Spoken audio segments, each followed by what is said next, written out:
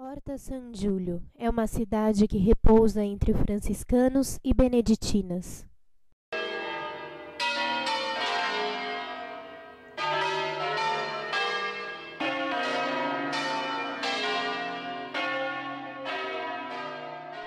Situado a uma altitude de 294 metros, escavados em rochas graníticas que descem do Monte Orfano e do Montarone, o Lago d'Horta se estende por 18.150 metros quadrados, formando a Riviera Cosiana. De passado incerto, com influências dos lígures e celtas, dos gauleses e posteriormente dos romanos, dos quais não restou nenhum resquício na paisagem. Conta-se a lenda de que no século IV, 390 d.C., dois irmãos em peregrinação alcançaram a região de Cusio. Giuliano fica em Gozano e Giulio, padre, alcança uma ilha selvagem usando seu manto como barco e seu cajado como remo, e a livra de dragões e serpentes. Lá constrói sua 100ª igreja. Beatificado, é sepultado na ilha que ganha seu nome. Em 448, Vitória, bispo de Novara, inicia a construção da basílica com o eixo leste-oeste, em regra com a norma litúrgica, com o sol nascente pela abside central, e do palácio episcopal, terminadas por Honorato, seu sucessor.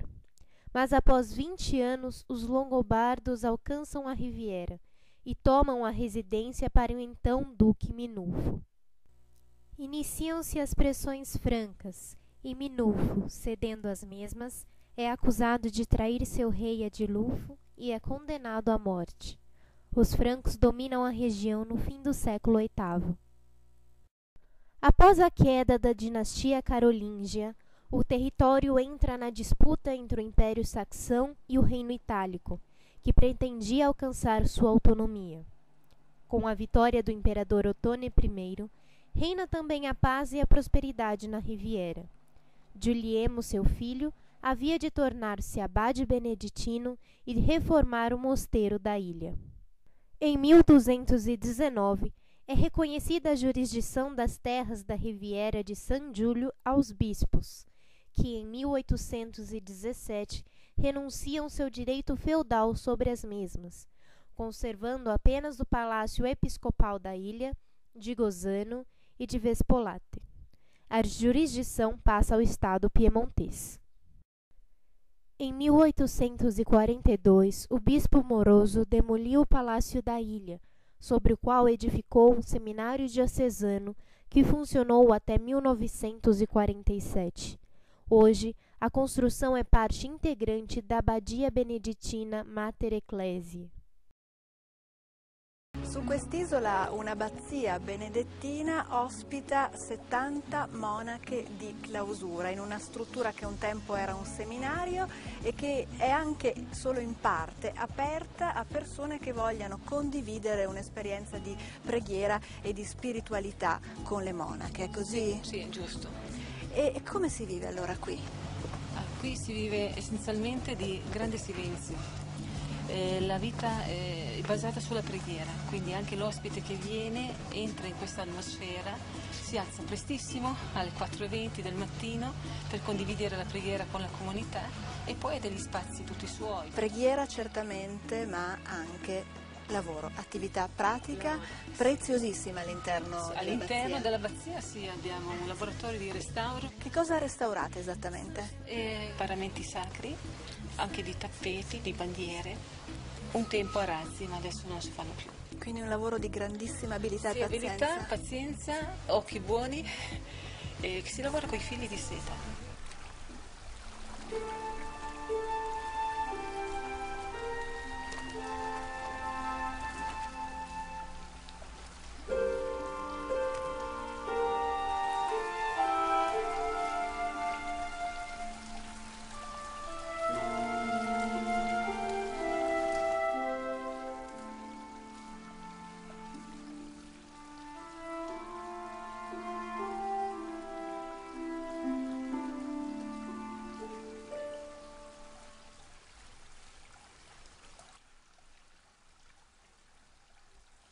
il Signore ha voluto che noi venissimo qui ignari, ovvio, non la sapevamo cosa avremmo trovato. Eravamo 6 e l'isola era deserta, non era più abitata da nessuno e comunque ci dicevano ma che cosa fanno lì, di che cosa vivono, come vivono lì abbandonate su quell'isola deserta. Poi le intemperie, la mancanza di ogni genere di conforti, di cose indispensabili. Eppure, come monaci a noi è passata proprio un'esperienza molto feconda. La grande povertà, la grande solitudine, una possibilità proprio di vivere solo di Dio, abbandonati a Lui, nella totale gratuità. E il Signore aveva il suo progetto, quindi subito nella primavera successiva ha cominciato a mandare qualcun altro e la comunità è sempre stata in aumento col nostro stupore.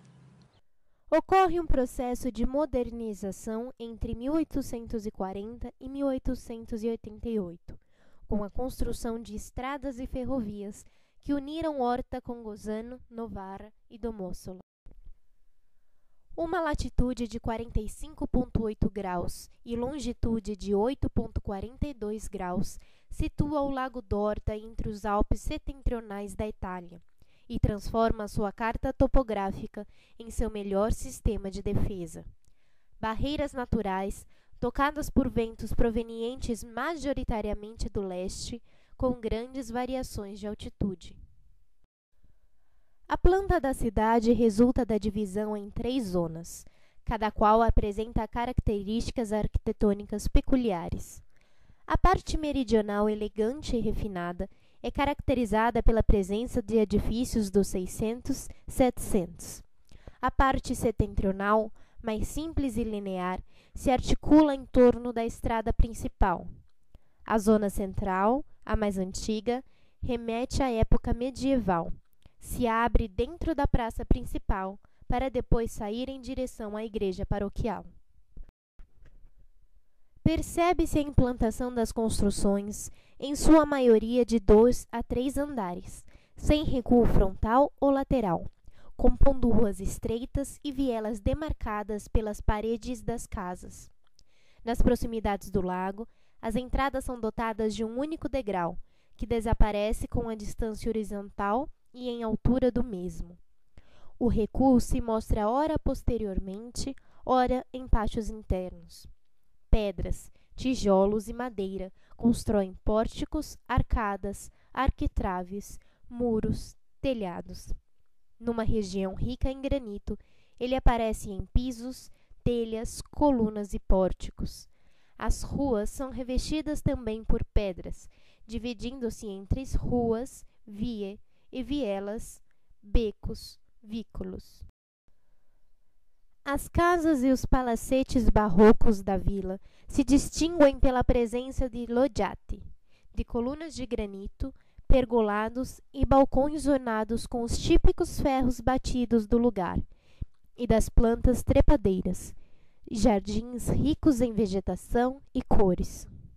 A última fase de construções se deu no fim do século XIX, com a edificação de vilas e casas de campo, que contribuíram para enriquecer o panorama arquitetônico de Horta. Dentre suas principais edificações, encontra-se a Piazza Motta, no centro da cidade, que a partir do século XV se tornou o ponto de referência para todo o comércio da Riviera, graças ao mercado semanal às quartas. Da praça também hoje saem os barcos que vão à Ilha de San Giulio e as demais localidades da Riviera. Desde 1582, abriga o Palazzo della Comunità, amplo porticado de colunas de granito com afrescos de brasões de alguns bispos de Novara, sendo já 2 anos antes sede do fulcro da vida política e administrativa. Santa Maria Assunta foi construída no fim da Idade Média, em 1485. Tem como base da motivação de sua construção a vontade dos cidadãos de celebrar o fim da peste. Dedicada inicialmente a Santa Maria da Consolação, A igreja paroquial em 1700 é intitulada Santa Maria Assunta. Foi a primeira igreja de Horta dedicada à Virgem. Com implantação tardo-românica, em 3 naves divididas por colunas graníticas, a fachada é precedida por um pórtico dos 600. No século XVIII, quadros e afrescos de Rossetti, Ordiazzi e Cantalupi embelezaram ainda mais o local. Entre Santa Maria Assunta e a Piazza Motta, encontra-se o Palazzo Gemelli, que é da época dos 500, com um belo jardim à italiana, e a Casa dos Gnomos, que é assim chamada por causa das pequenas janelas que aparecem na fachada e as pequenas colunas de granitos do pórtico que sustentam o arquitrave em madeira. É a casa mais antiga de Horta. Em sua fachada há afrescos que representam a Anunciação, a Ascensão e a Virgem com o Menino.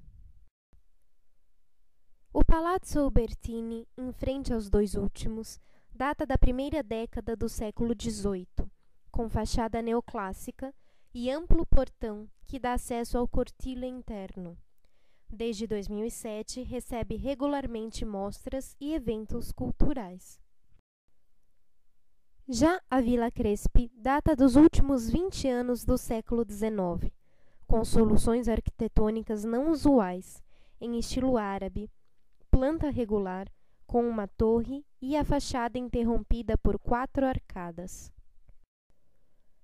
Igreja San Rocco do século XVII, que abriga um grupo de orações do Padre Pio, no Largo Teólogo Carlo Fara. A Casa Bossi, que hoje abriga a sede do município, foi construída no século XVII, ao longo de uma pré-existência medieval, da qual se conservam parte dos muros e 5 portais. O edifício passou por várias reformas ao longo dos séculos. O Sacro Monte d'Horta tem seu caminho iniciado na igreja de São Nicolau, a mais antiga paroquial de Horta. É um santuário composto de 20 capelas, edificadas entre 1591 e 1757, Patrimônio Mundial da Humanidade pela Unesco. Bisogna salire sulla collina a raggiungere il punto più alto del promontorio della penisola di Horta per arrivare a Sacromonte.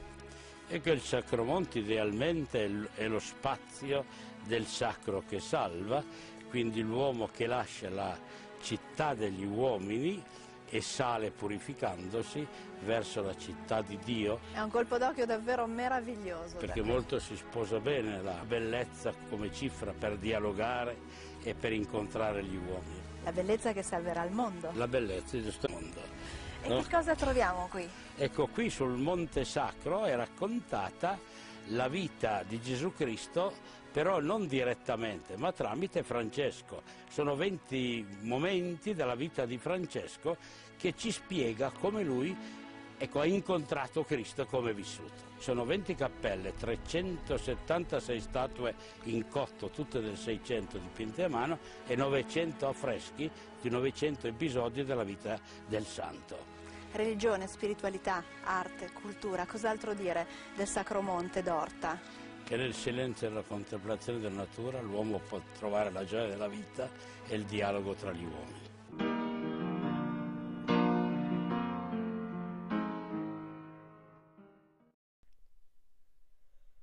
Com 1.167 habitantes e densidade de 169,75 habitantes por quilômetro quadrado, Horta, que hoje sobrevive em boa parte do turismo, seja ele para lazer, para práticas esportivas ou por motivos religiosos, já foi o centro nevrálgico do comércio da Riviera.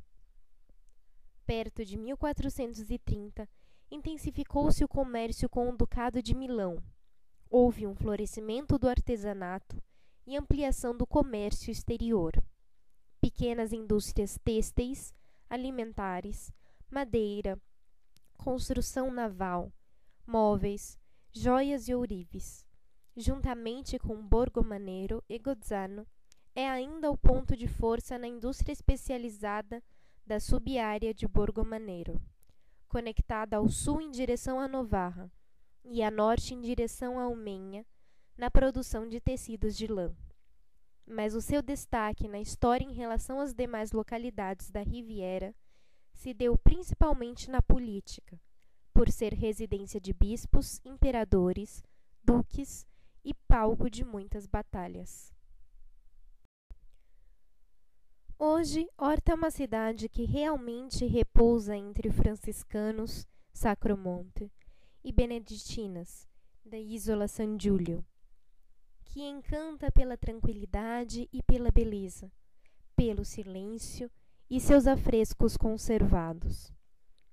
A história permanece em sua toponímia, que contempla escritores como Giuseppe Fava, personagens como Ettore Bossi, que contribuíram com o florescimento cultural do local, santos e ordens franciscanas, como San Bernardino, San Rocco e os Cappuccini, políticos como Bersani, pessoas naturais de Horta como o advogado Giacomo Giovannetti e o poeta Ernesto Ragazzoni, que em poesia valida o título que recai sobre o Lago d'Horta, como o mais romântico entre os lagos italianos.